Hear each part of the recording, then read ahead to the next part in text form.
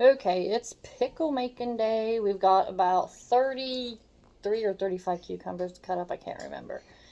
But I'm going to use my mandolin to slice them for like dill pickle chips for like your hamburgers and stuff. I am using this recipe here, the hamburger dills, out of my ball canning book. I used a different one out of my own book the last time, so I want to do these ones. I like to do different ones. So this is what I need, as you can see it hopefully. And then we're going to get to slicing. I've already washed them and we've already cut the ends off of them. See, no ends, been washed. So they just need a slicing. Okay, so I got a mandolin here. This thing is sharp as crap. It will slice you open. Trust and believe, I did it the last time. But it has these trays in it here that make different thicknesses or serrations or whatever you want to do. And this is the thickness I picked from my cucumbers. It is, what is it? 2.5 millimeters. Whatever that means in millimeter language, I don't really know. Here's the other discs to them. This makes like your big slices, or what they call them, like julienne or something. I don't know. Anyhow, this all comes with it. And so it's set. Blade is sharp as crap. It has this thingy that, you know, you use to hang on to your food with, but I don't like using it because, well, I don't like it. It is safer than the way I do it though, but anyhow, just run it up on here and just bring it down. You slice whatever you want on it. Taters, cabbage, carrots, pickles, you name it, you slice it. We're going to slice some onions on it here in a little bit.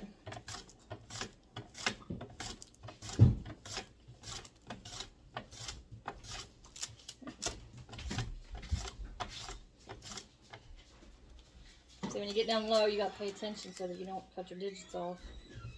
It looks like crap. Anyhow, and then you just keep going with them until you get them all cut up. But this is the thickness I make them. 2.5 millimeters. Whatever that is, I don't know. Anyhow, they're all sliced up. Then I throw them in a bowl of ice water. That way they help stay crispy, hopefully, while I'm getting everything done. Back here. Okay, I guess it's just water now because the ice is melted, but they're cold. They feel crunchy. So anyhow, we're going to fill this bowl up with all of these cucumbers. And we're going to get to making. 4.5 cups of water in my very used saucepan here. 3.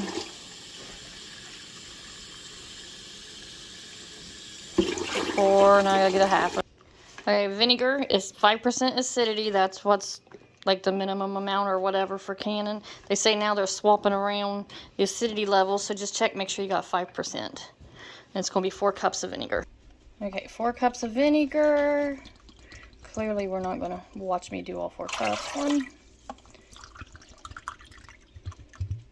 2, 6 tablespoons of pickling and canning salt.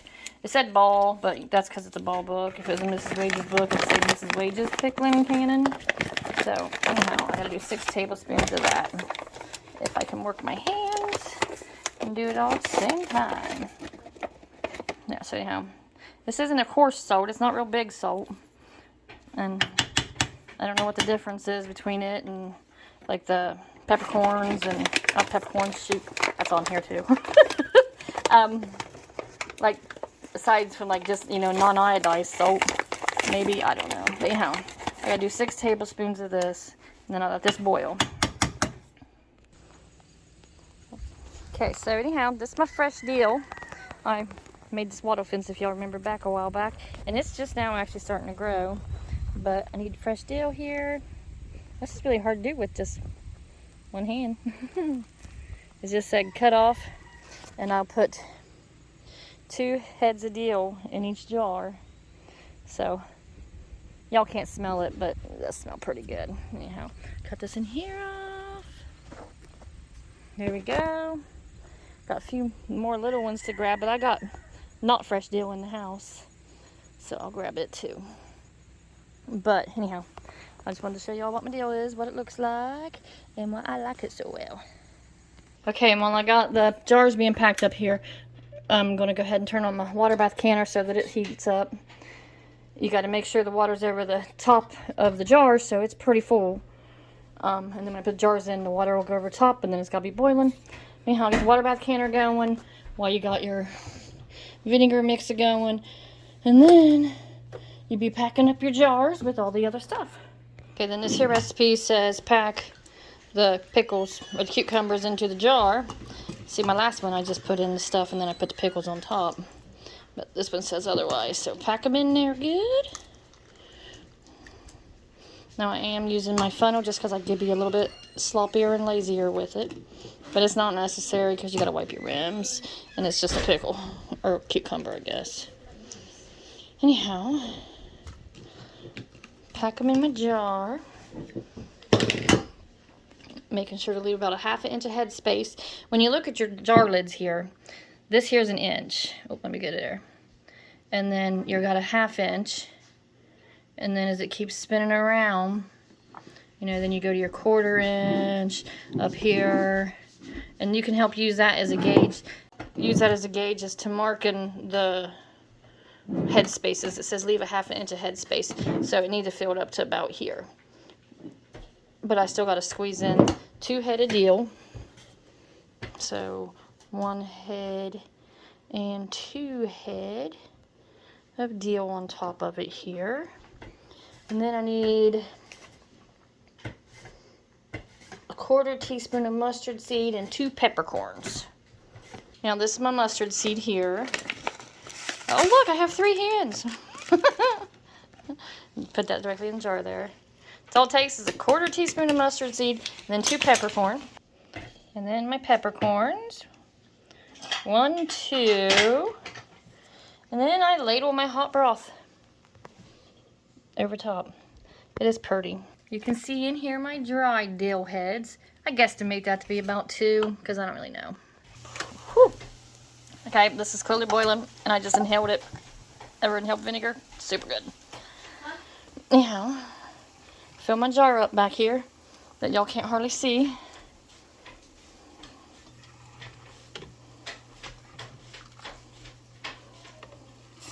Whoop, made a splash. Okay. Anyhow, fill her up. Funnel off. Yes, it looks super full. Yes, it's super hot. She just stubbed her toe. Got it. Yeah, remove the air bubbles out of the jar, and then and make sure you're at a ½ inch head space. So right there, ever so beautifully.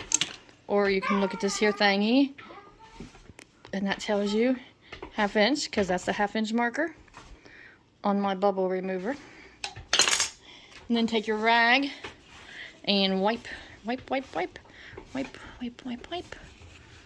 sure you go around it real good.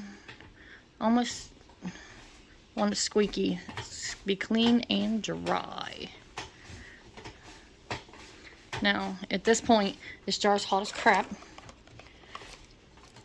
And then I got out my flats, or my lids, whatever people calls them. This one's brand new, but look at the rubber seal on, the rubber compound on it. So, here we go, another one. Put the flat on it, band on it, finger tight just right. I struggle with that. Now, use towel, hold jar, finger tight just right. And then to the canner we go. Okay, place it down in this canner.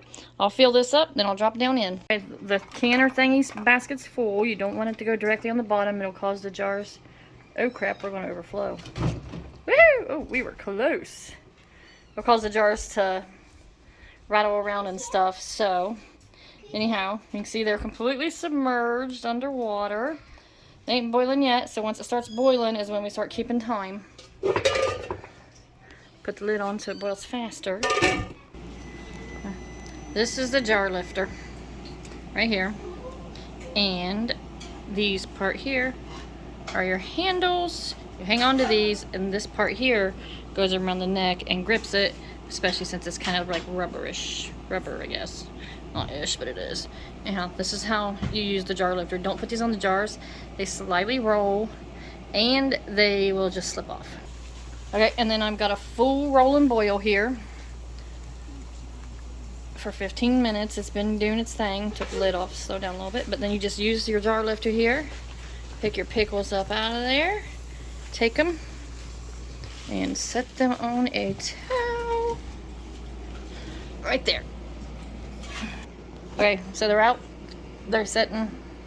You got space in between them that we have airflow to help cool them down, and as they cool, you'll hear them start ping, ping, ping. And it's a great sound. But anyhow, you can see right now they're still up. That's not down. You're not supposed to mess with them for 24 hours. I am impatient. Anyhow, this is them sitting out, and then I wait 4 weeks before I get to actually taste them to make sure I liked them, which I hope I do because I did 12 jars of these pickles. So hopefully they're good.